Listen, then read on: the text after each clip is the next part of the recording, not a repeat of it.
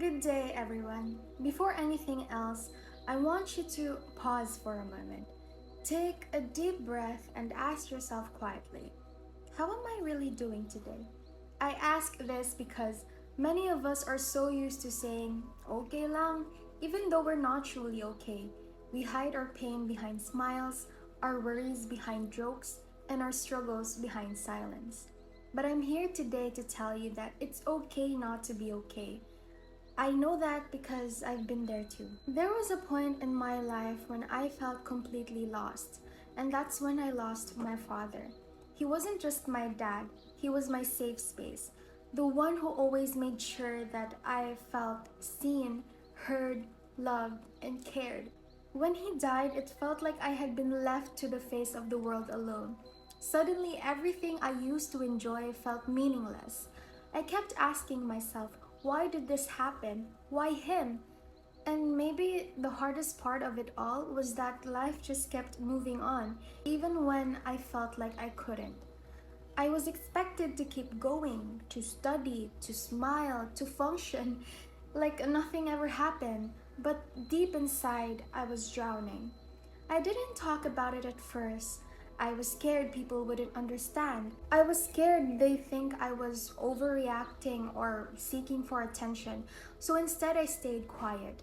I showed up physically, but mentally and emotionally, I was completely empty. Looking back, I realize now that this silence, this hiding, is something many of us go through, whether it's anxiety, grief, pressure from school, family problems, or just the daily burden of pretending to be strong. We carry it quietly. But carrying pain doesn't make us stronger. It makes us tired. And I want you to know that you don't have to carry it alone. One small but powerful thing I learned during that dark time was that healing begins when we allow ourselves to feel. When we stop pretending and start being honest with ourselves. It's okay to cry. It's okay to say I'm overwhelmed.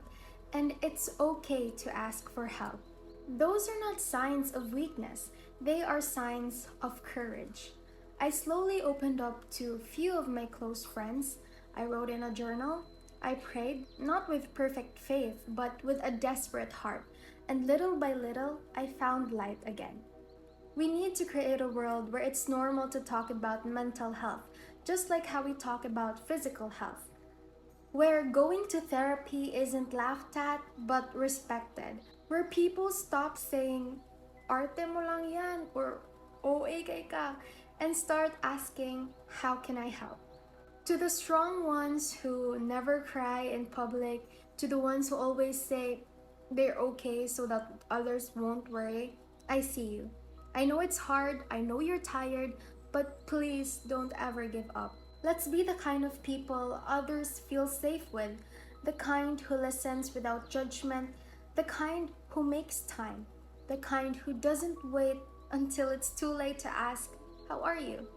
Because sometimes the act of simply reaching out, of showing someone that you see them, that they matter, can be the thing that saves them. So let me say this to everyone. Start checking in. Check in on your quiet friend, the one who doesn't really talk about their feelings, the one who always says, okay naman, good. Check in on your strong friend, the one who's always helping everyone but never asks for help themselves. And check in on the ones who seem the happiest because sometimes they're hiding the most. But also, most importantly, check in on yourself. You never know how much a simple message, a warm hug, or a kumusta ka can mean so much to someone who's hurting. Together, let's break the stigma. Let's make talking about mental health normal.